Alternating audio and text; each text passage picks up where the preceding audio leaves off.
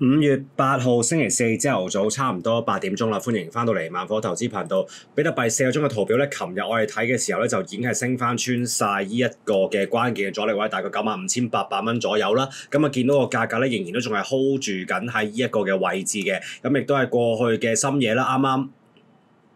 咁啊，曾經係 trade 到落去條 EMA9，差唔多搭到落去條 EMA21啦。咁啊，最低見過咧係95,850蚊左右咧，係彈翻轉頭係收喺個高位嗰度嘅。咁啊，係一個好嘅徵兆，會係繼續咁樣向上望啦。咁啊，動能指標嚟講咧係向下交叉咗嘅。咁啊，即係話向下嘅動能咧係喺度啦。不過嚟講咧，不過要小心啦。咁就係只要個價格仍然係堅守緊條 EMA9咧，先係96,350蚊，又或者我至少咧，或者最低我會睇到落去咧，一個琴晚嘅底部啦，95,850蚊啦，只要都仲係 hold 住緊喺呢一個嘅琴日嘅底部之上嘅話咧，我仍然都仲係保持緊向上望嘅判定嘅。動能指標雖然落緊嚟啦，咁啱啱都係嗰句啦，咁啊只要堅守呢個底部嘅話咧，向緊上望嘅波幅率指標咧升緊上去嘅，即係話繼續向上望嘅空間咧係有啦。咁啊需要注意嘅咧就係4個鐘嘅圖表咧，就係琴日呢個底部95,850蚊會唔會係再一次跌穿啊？再一次跌穿收低嘅話咧，就會係判定翻咧嗰個嘅趨勢咧係向翻下望，至少都望翻呢一陣嘅底部，大概94,000啊、93,000呢啲嘅位置啦。OK， 咁我睇一睇日線圖啦。日線圖嚟講嘅話咧係靚仔嘅，咁啊仍然都仲係連續3日啦。咁啊自從係重上翻條 EMA9 之後咧，係收喺個高位嗰度嘅，仍然保持緊向上望嘅態勢啦。波幅率指標咧喺個低位嗰度咧係 contract 緊啊，咁啊 set up 緊一個大型嘅波幅啦。動能指標嚟講咧 K 線升緊上去啦，咁啊相信下一陣開市嘅話咧，即係下一支日線圖開始嘅時候咧，就會係見到一個向上升嘅交叉啦。咁啊 confirm 埋嘅話，亦都會係帶動到咧日線圖嘅動能，帶動埋個趨勢咧係繼續咁樣向上望嘅。貨日線圖嚟講咧，呢一個嘅短期嘅向下望嘅觀察點咧，我會留翻係一個 EMA9啦。咁就係現時嚟講95,500蚊啦。真係見到失守咗條 EMA9 企穩喺下邊嘅話咧，我先至會開始向翻下望嘅。至少都望翻落去呢一陣嘅底部，大概93,000蚊啦。咁啊另外嚟講，再望深少少就會係條 EMA55，大概90,000蚊齊頭啦，甚至乎 EMA28 86,000蚊嘅位置嘅。目前嚟講，只要4個鐘嘅圖表，好似啱啱講嘅95,850蚊，又或者係日線圖呢一個嘅95,500蚊，仍然堅守嘅話咧，將會係繼續保持向上升嘅一個嘅判定嘅。好啦，咁啊，但係以太幣嚟講咧就顯弱啦，我會覺得咧係危險嘅。其實咧係危險嘅。咁啊，現時嚟講咧，你會見到呢個日線圖嚟講呢個以太幣嘅動能指標咧係落緊嚟喺個高位嗰度，波幅率指標咧喺個低位度 contract 咗好耐啦，即係話 set up 緊一個大型嘅波幅啦。一旦見到呢個 uptick 個動能指標繼續 position 向下邊，再加上個價格失守埋啊嚇，琴晚嘅底部啦，咁啊1,753蚊啦，失守咗呢一個底部嘅話咧，將會判定呢一個係大型嘅頂部，然後會兌現呢一個大型向下爆發嘅態勢啦。咁啊，至少都望翻落去呢一陣嘅底部，大概1,600蚊，又或者1,400蚊嘅位置啦。咁啊，換句話嚟講咧，繼續係堅守琴日嘅底部1,753蚊嘅話咧，將會係繼續咁樣係向上望嘅，希望盡快能夠見到突破呢一個嘅 EMA55啦。咁1,880蚊嘅話咧，將會係咧判定向上升嘅態勢，望緊2,100甚至乎更加高嘅位置啦。好啦，跟住又睇一睇呢一個 SOL 啦。SOL 嚟講咧，喺個動能指標嚟講，同埋個波幅率指標咧，同呢一個以太幣咧係相同嘅情況咧，係望緊向下跌嘅。咁啊，但係嚟講咧，只要個價格咧仍然係堅守緊呢一個140蚊啦。咁啊，呢一個嘅舊底呢一個底部，同埋大概都係所有嘅 EMA 線嘅位置咧，咁係會繼續咁樣向上望嘅。收低過嘅話咧，先至會向翻下望到126蚊、120蚊同埋100蚊啦。現時嚟講咧，保持向上望嘅態勢嘅話咧，第一個嘅 target 就係條 EMA200。大概落緊嚟嘅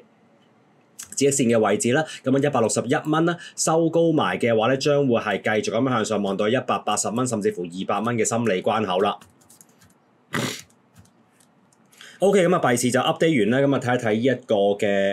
一個嘅 NDQ 啦。咁納斯達克指數嚟講咧，我認為現時嚟講咧，日線圖咧係喺一個好嘅 position 嘅。咁之前嗰幾日都講過啦，不斷都有 follow up 呢一個納斯達克指數嘅，咁自己都有揸貨啦。咁睇緊佢究竟會唔會即係 break down 一啲關鍵嘅支撐位置啦。不過目前嚟講咧，仍然都仲係未見到連續差唔多5-6日嘅時間咧，都係收高緊喺條 EMA 55、EMA 9之上啦。咁琴日嘅收市亦都係剛剛咧重上晒條 EMA 200左右啦。跟住有條呢一個嘅2萬點咧，亦都係咧見到咧係有收高嘅。咁目前嚟講，只要繼續喺呢一個2萬點附近，又或者咧係冇跌低過琴日嘅底部，大概19,700點嘅話咧，仍然堅守19,700點嘅話咧，我會認為喺一個高位嘅橫盤仍然保持向上望嘅判定嘅 target 就會係呢一個嘅20,524點啦。咁另外高少少嘅話就會望到21,000點嘅目標價格啦。咁動能指標咧落緊嚟嘅，波幅率指標落緊嚟嘅，咁向下收縮嘅情況咧喺個指標度見到啦，但係必須要見到19,700點呢一個黃色線啦，呢一陣嘅底部，呢一陣嘅 EMA 線係真係收低企穩喺下邊嘅話咧，我先會判定呢一個係一個大型嘅頂部啦。咁對應呢一個嘅向下跌嘅頂背離啦，咁至少都望翻落去呢一個升勢嘅中路位置，咁就係呢一個19,000點齊頭啦。咁再深少少嘅話咧，就會望翻落去18,000點嘅位置啦。目前嚟講咧，我認為只要19,700點仍然堅守嘅話咧，仍然都仲係向緊好嘅。好啦，咁剩翻落嚟嘅時間咧，就 update 一下一啲咧好耐都冇 update 嘅幣市嘅股票啦。咁主要嘅原因嚟講咧，咁首先講下我嘅部署先。咁for呢一個嘅比特幣嚟講咧，你會見到咧日線圖咧，其實咧再一次喺個高位嗰度咧堅守咧，可能係真係望緊下一波嘅升勢都唔定啊。咁target就會係99,500啦，甚至乎咧係破10萬咧，係去翻舊底嘅頂部嘅位置啊。咁喺個高位慢慢跟住啲 EMA 線一路咁樣 high 一路向緊向緊上收縮嘅情況咧，咁project 緊係繼續向上爆發嘅一個，或者至少嚟多一波嘅升勢啦。目前for比特幣嘅圖表咧係望緊咁樣嘅，但係嚟講咧，for周線圖嚟講嘅話咧，咁就係當然咧係即係爆升緊上去啦。動能指標、波幅率指標都大概係收窄緊嘅。動能指標升緊上咧，望緊係一個嘅升勢嚟嘅。我自己當然就係想比特幣係落翻嚟啦，即係簡單啲嚟講，即係落翻嚟喺依啲咁樣嘅底部咧，再一次見到有承托，然後打一個長少少嘅底，慢慢收縮，然後先至再等待下一波大型嘅升勢啦。會係一個長時間少少嘅橫盤，但係換來一個長期或者叫大型少少嘅升勢啦。但係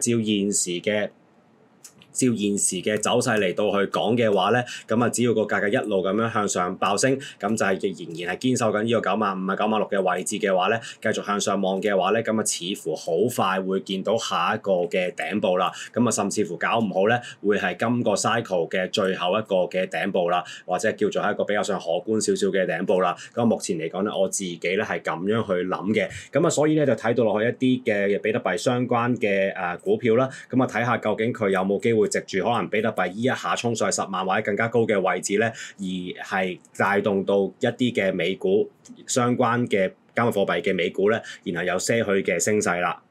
但係咧，你睇下 Coinbase 嚟講 COIN 一個嘅周線圖咧，並沒有好似呢一個嘅比特幣咧咁靚仔，就收高翻晒所有嘅 EMA 線，然後向緊上望嘅，反而咧係過去呢2個禮拜嚟講咧，大概喺呢一個嘅 EMA 55、EMA 21左近咧係見到有拒絕啦。今個禮拜亦都係咧，最後大概2晚就收市啦。仍然係收低緊條 EMA 9 199蚊或者200蚊齊頭嘅，咁就係仍然都仲係保持向下望啦。雖然個動能指標同埋之前咧 mark 落呢2個圓圈咧係捕捉緊個底部咧係大概係叫做成功啦。喺條 EMA 200同埋動能指標個低位度轉彎向上升嘅情況咧係捕捉到嘅。但係咧個波幅率指標咧仍然都仲係落緊嚟，好似比特幣嘅周線圖一樣啦，係落緊嚟嘅話咧，仍然咧我都仲係望緊咧，會唔會咧係有機會咧係再一次咧係試多一次個底部，然後打一個比較上長少少嘅一個 contraction 咧，一個嘅橫盤咧，然後先至再次向上望啦。目前嚟講，只要個價格仍然都仲係失守緊呢4條 EMA 21、EMA 55，大概215蚊貨周線圖215蚊嘅話咧，我仍然保持緊向下望嘅態勢嘅。我會望翻落嚟條 EMA 200大概167蚊啦。又甚至乎咧試多一次個大型底部146蚊嘅話咧，都係 for Coinbase 嚟講咧係有可能嘅。好啦，睇一睇呢一個日線圖啦。日線圖嚟講嘅話咧，就好少少嘅，咁啊叫做咧係做出咗一個 slightly 嘅即係少些許嘅 high 一 low 啦，high 一 high 咧即係上升緊嘅頂部啦。現時嚟講喺條 EMA 21大概194蚊嚟講咧，見到有增持嘅，咁啊但係必須要見到埋個價格咧能夠盡快升穿晒3條嘅 EMA 線咧，先係200蚊齊頭啦，咁啊先至會係向翻好啦。咁啊另外關鍵或者保守少少嘅話，我會留意呢一個 EMA 200落緊嚟嘅位置，大概218蚊啦，能夠升穿企穩埋嘅話咧，亦都會係繼續咁樣向上望到250蚊，甚至乎270蚊嘅目標價格啦。動能指標日線圖嚟講咧落緊嚟嘅，波幅率指標落緊嚟嘅，即係話咧繼續收縮橫盤嘅情況咧係發生當中啦。咁啊只要個價格咧一旦見到佢咧收低晒所有嘅 EMA 線194蚊最低嗰條 EMA 21黃色線嘅話咧，咁就會再一次判定咧呢一個趨勢咧係向翻下望嘅，至少都望翻落去180蚊啦、170蚊啦，又或者甚至乎咧真係再試多次146蚊嘅話咧，都係十分之有可能嘅。For Coinbase 嚟講嘅話咧，我並沒有覺得佢好似好似比特幣咁樣咧嘅走勢咁明朗啊嚇，我反而覺得咧。如果比特幣回調嘅話咧，Coinbase 咧會係再度咁樣可能跌深少少啦，或者起碼試翻舊底嘅底部啦。OK， 咁啊最後一隻咧就睇埋一個嘅 MicroStrategy 啦，咁就係唔知有冇同大家嚟有提過。咁首先睇睇呢個周線圖先，今日有兩個諗法嘅。咁第一個諗法咧就係首先嚟講咧，佢升緊上去啦，咁就係動能指標升緊啦，波幅率指標周線圖啊嚇講緊喺個低位度升緊上去啦，價格係堅守緊所有嘅 EMA 線啦，最高嗰條 EMA 9就大概345蚊啦，咁啊即係話咧佢回調到落去呢個345蚊嘅話咧，我都認為係一個短期嘅回調，然後有機會繼續咁樣向上望嘅，回深少少嘅話會係320蚊啦，咁啊再深少少嘅話就會係條 EMA 55大概260蚊嘅位置啊，咁啊仍然都仲係一個向上升緊嘅底部，咁就會係向翻上望嘅，咁啊 target 就會係舊底嘅頂部543蚊啦，甚至乎可能衝到上去600蚊啊700蚊都唔出奇嘅，咁啊但係嚟講咧第二種諗法咧就係咧嗰個嘅波幅率個動能指標咧，一旦見到喺個高位度開始有回落。又或者見到回落嘅交叉，再加上個價格咧唔能夠成功咁樣突破呢一個嘅舊底嘅頂部543蚊，又或者突破少少落翻嚟收低過嘅話咧，將會係下一個嘅有機會咧係下一個嘅大型嘅頂部嘅預備啦，然後會回翻落嚟較深嘅位置啦。咁啊，呢個係兩個對於呢個 MicroStrategy 嘅睇法啦。咁我攞入去呢一個日線圖睇一睇先。